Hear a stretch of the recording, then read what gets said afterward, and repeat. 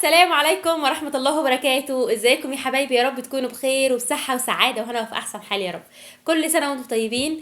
شم النسيم ما يحلاش الا بالفسيخ. هتعمليه في البيت بطريقة سهلة وبسيطة جدا. ليه تشتريه ب 350 و400 وبسمع فيه كمان ارقام خيالية، وانت تقدري تجيبي الكيلو ب 120 جنيه. هتوفري على نفسك اكتر من 200 جنيه.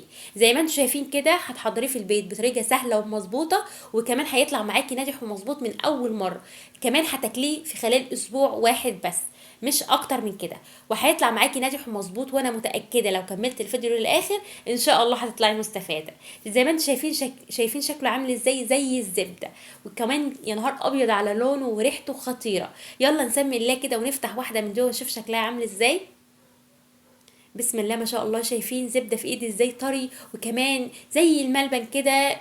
من اسرار نجاح الفسيخ معاكي يكون طري كده ولونه اللون الوردي الخطير اللي انتوا شايفينه ده. بسم الله ما شاء الله. شايفين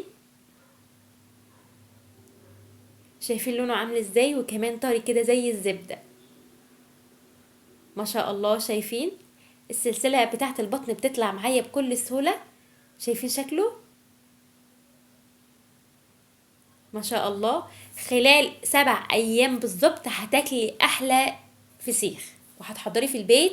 اوفر من بره 200 جنيه 250 جنيه، وكمان انضف من بره. وانت حاجه كده عاملاها بايدك في البيت نظيفه، وكمان مش هتاخد معاكي وقت خالص في التحضير. يعني الموضوع كله بالظبط هيكون 5 دقايق. يلا نسمي الله كده ونخش على الطريقه بتاعتنا على طول.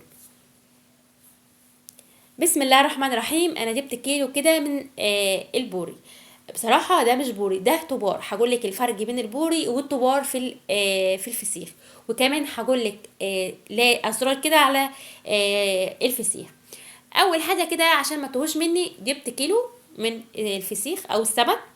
غسلته كويس، سبته بالظبط 3 ساعات. زي ما انتم شايفين كده غسلت النخشوش بتاعه كويس، وسبته كده على راسه من فوق في حاجة كده علشان يصفي المية بتاعته.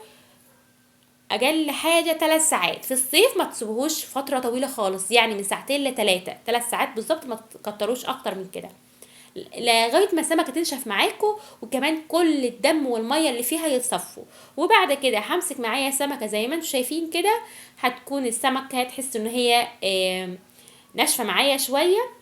همسك كده شويه مناديل، وعايزه انشف النغشوش ما يكونش فيه نقطه ميه ولا دم. الخطوة المهمة والأساسية علشان يطلع معاكي مزبت الحركة دي، بتمرزيه من الظهر كده، وبتخلي بالك بلاش تجعل البطن خالص علشان البطن ما تمررش معاكي.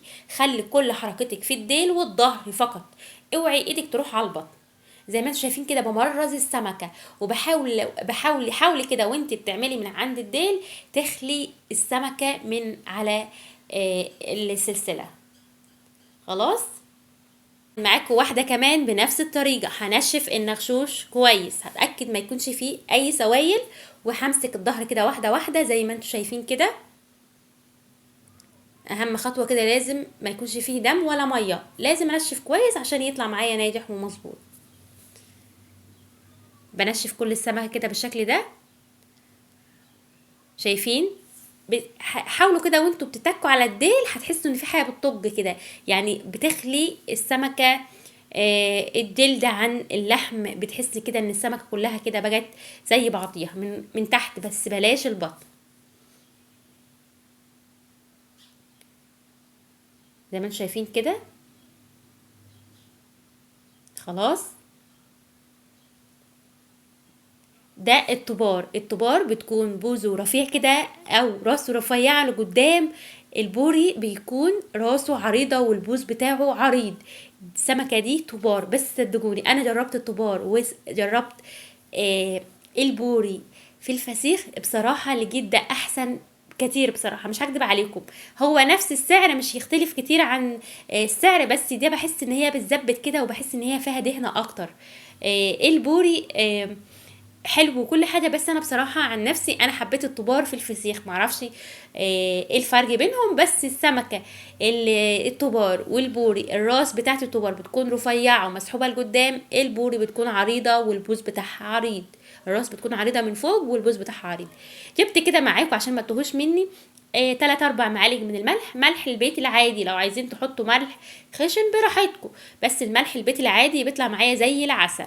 بتحطوا عليه نص معلقه كده من الكركم، يعني لو مش حابين تحطوا كركم براحتكم، يعني ده اختياري.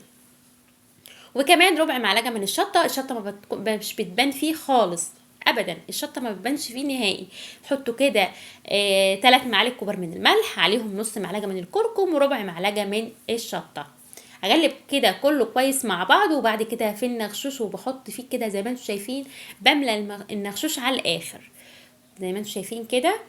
لو حابين سمكة تكون معاكم مظبوطة ما تكونش حادقة، يعني خففوا كده في النغشوش، ما تملوش النغشوش على الاخر ملح. لو عايزينها كده تكون يعني مظبوطة مش حادقة، يعني مش حادقة شوية. حطيت كده في الكيس سمكة عكس سمكة، يعني الديل عند الراس، اخر شوية ملح كده هنزل عليهم وبقفل على السمك كويس. حطيت واحدة ديل وواحدة راس زي ما انتم شايفين كده. بطلع من الكيس الهواء، بتأكد ما يكونش فيه هواء خالص بالشكل ده كده، شايفين. هقفل عليه اسبوع بالظبط، يعني يوم ما تعمليه عدي، يعني 7 ايام من يوم كمان ما بتعمليه. يعني لو عملتيه السبت هتاكليه الجمعة، يعني اسبوع بالظبط هتاكليه هيطلع معاكي مظبوط. انا بلفه لف كويس كده زي ما انتم شايفين. اول مره كده حطيته اول طبقه كده في الكيس عادي، وبعد كده في ورق استريتش. لو انتوا حابين تحطوا تلفوا كده في استريتش براحتكم، لو حابين تحطوا في اكياس براحتكم، اللي متاح عندك اعملي بيه.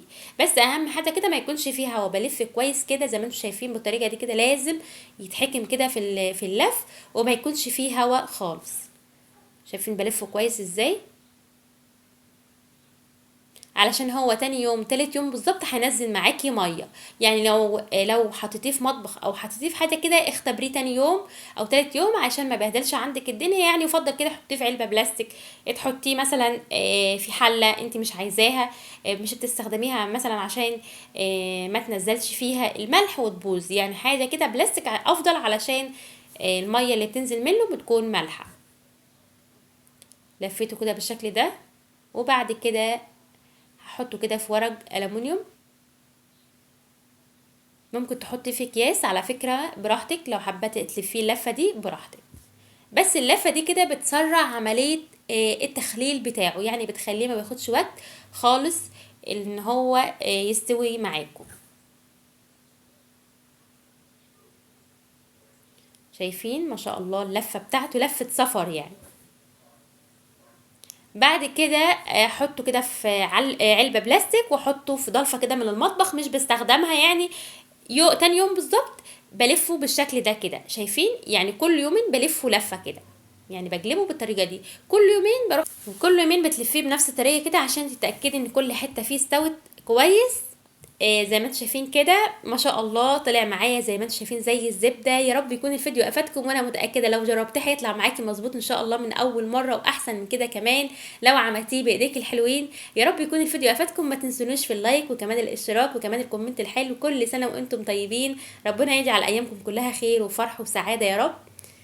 شايفين ما شاء الله شكله عامل ازاي، تحفه بصراحه، وريحته كانت خطيره. تعالوا اوريكم واحده كمان، شايفين اللون. يا رب يكون الفيديو افادكم، والسلام عليكم ورحمة الله وبركاته.